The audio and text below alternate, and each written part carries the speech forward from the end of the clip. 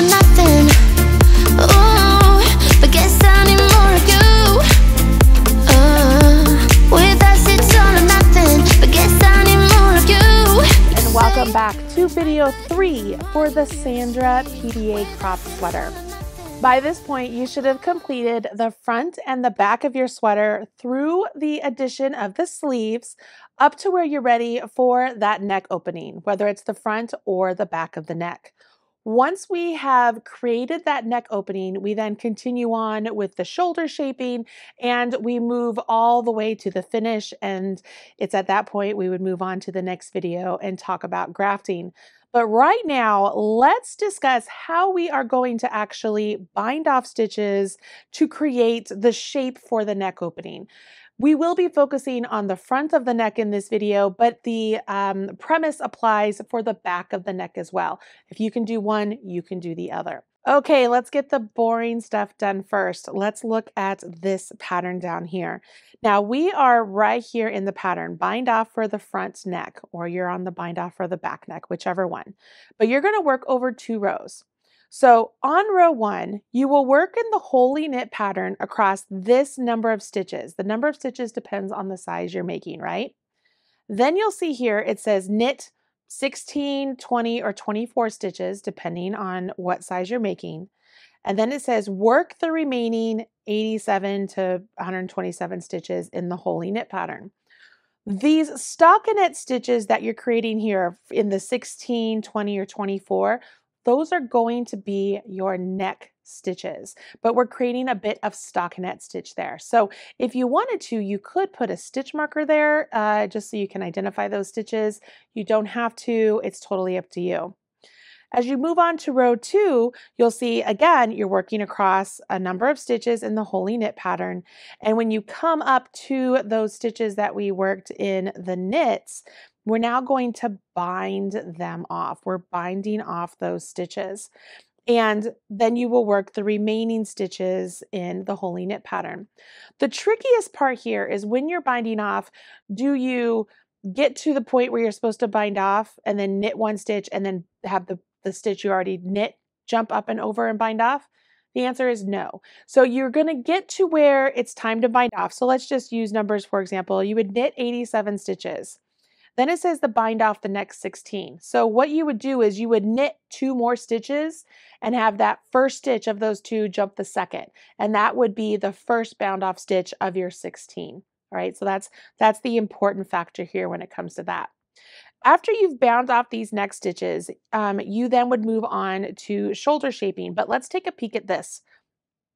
This, again, is the extra small size in the full chart. You could follow along with your own chart, but you can see that yours, you have all of your increases, you have some established fabric here for your actual sleeve, and this is the part where we are. So you're going to see right here in the center of your sweater, that is the center of your front neck bind off. So if you are counting along and for some reason you get off center here, if you get too far over here or too far over here, your sweater is not going to fit right. So take a moment, and as you're getting to this point where you're going to bind off, really make sure that you have the correct number of stitches bound off. You have the correct number of stitches on either side of that neck opening. Okay, does that make sense?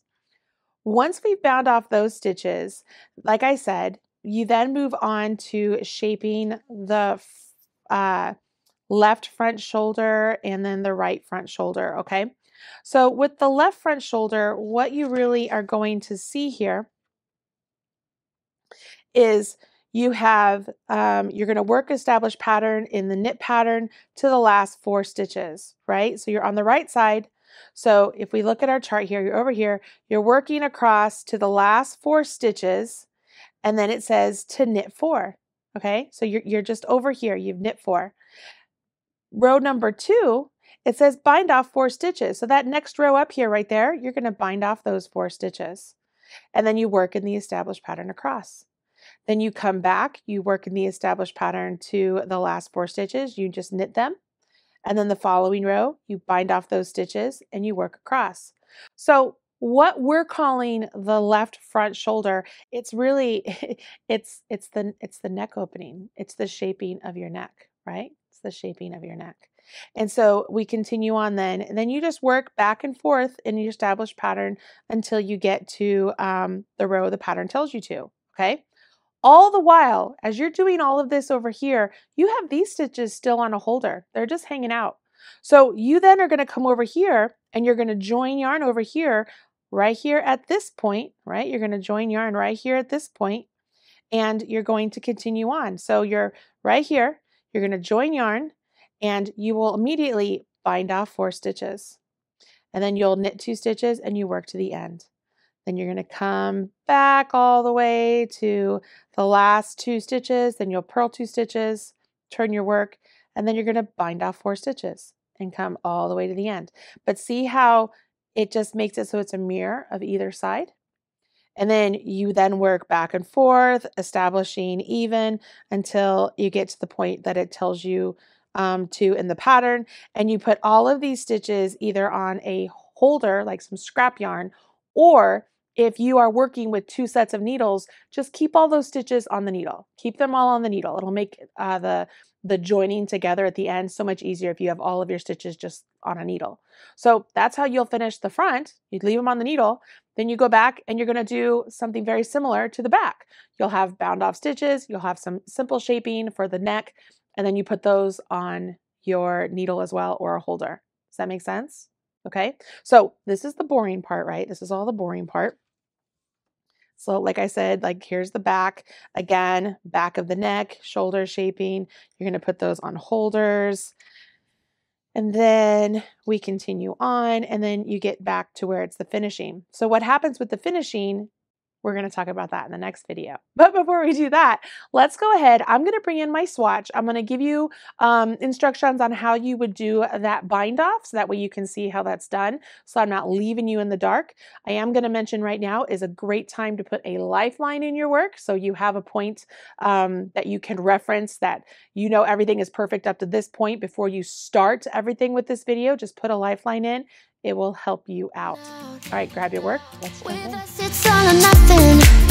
Ooh, but guess I need more of you. Okay, obviously I am not working with anything to scale at all. We're just using this as an example. So what I've done is I have squared off some stitches right here that I plan on binding off. So what I'm going to do is I'm going to work in my pattern. I ended after a row 6 because this would be the extra small. So I am going to work in pattern, and when I get to where my marker is, I'm actually going to work those in stockinette, just like I would if this were the real pattern itself. So I am on a row 1 of the Holy Knit pattern. So I will go ahead and, I'm sorry, not row 1, row 3. So I knit 3 stitches, do SSK, and follow along all the way over to where I've put my marker. For you, you could count your stitches and put a marker in place so that you don't have to count again as you're actually doing this portion of the work, because that could be, it could be a lot that you're trying to do all at the same time. So markers can absolutely be your friend in that case. But you could put markers there, or you are going to be counting your stitches as you are working across to where you're going to do those stockinette stitches. So let's get over here. I did not do all of the increases on this little swatch for sleeves, if you're curious. I didn't think it was necessary. So I just did a little bit, and then I maintained the pattern. So right here, so I knit together, I'm going to do an SSK. Just again, this is not to scale. You probably won't end on an SSK. I just arbitrarily put markers in just so that we are clear. So now I'm just going to knit these stitches, because remember it tells you to knit across, or to work in pattern across X number of stitches. And then you are going to just knit, was it 16 or 20 or 24 stitches? So sort of the same thing applies for you. Just knitting across these. That way I can bind them off as I come back to them. I'll leave that marker there. And let me see if I can jump into pattern here. I know that this is going to be a knit two together, because I can tell. If you guys aren't able to tell how the pattern works at this point, you should be able to. You should be able to because we've worked many stitch repeats at this point. So the fabric is starting to look very familiar as you go along if you're reading your work.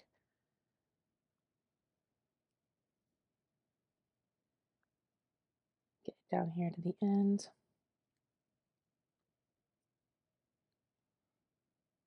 And then knit 3. Okay.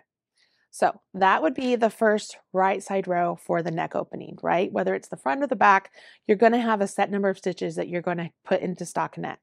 And now we're going to come back here and we're going to bind off. Now for me, I do plan on binding off purlwise because I don't want purl bumps on the right side of my fabric at the neck opening. So I'm going to bind off purlwise.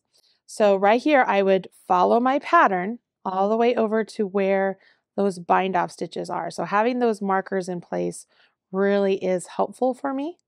But this would be a row 4 of the holy knit pattern, right? So you should be able to know what this looks like. I'm going to get over to where my markers are. Oops, dropped my yarn over, but I know how to pick it up. So do you guys. Alrighty, so here we are. There's my marker. So I'm going to slip my marker, and this would be where I would be binding off my 16 or my 20 or my 24, okay? So I start by counting in here.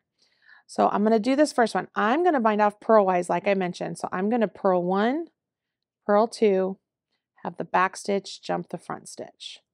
Purl 1, back stitch, jump the front, and I'm going to do this all the way down.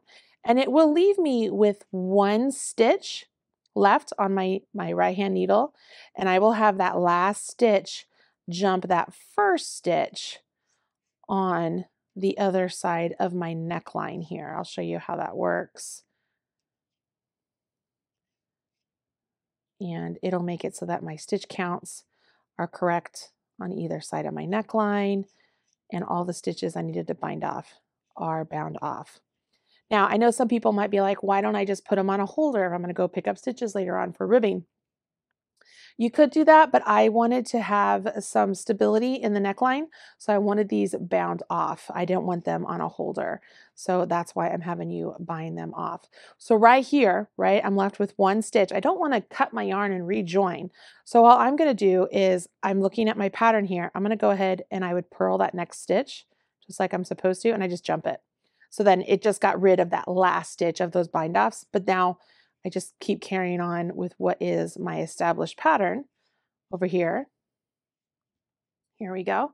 So now when I turn my work, like I can remove this marker now. I don't need it there anymore, right? But now I have the front of my neck is bound off. I still have stitches on both needles, right? Stitches on both needles, but my yarn is only attached to this side over here. So what I will do, this is the part I was telling you, so this would be working across your shoulder.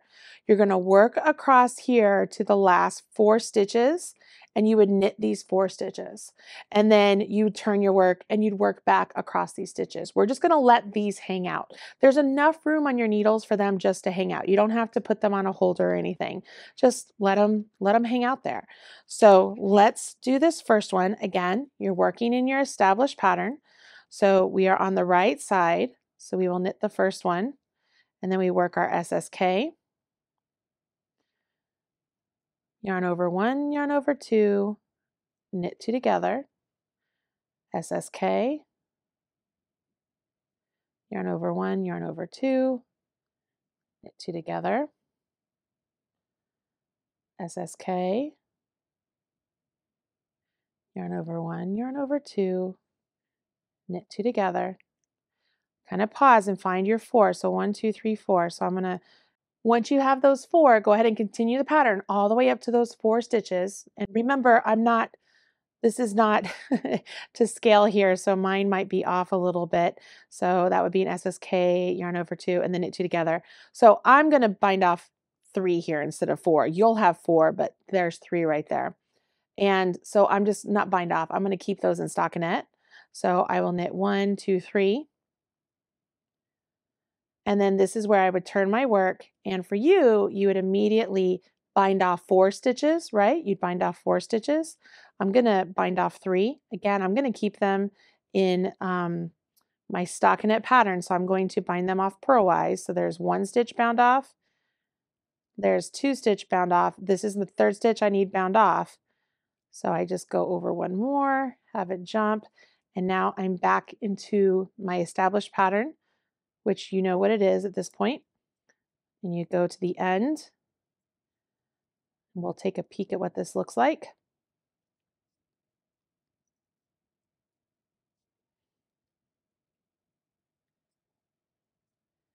It gets really satisfying at this part because you're working with shorter rows finally after having such long rows with those sleeves.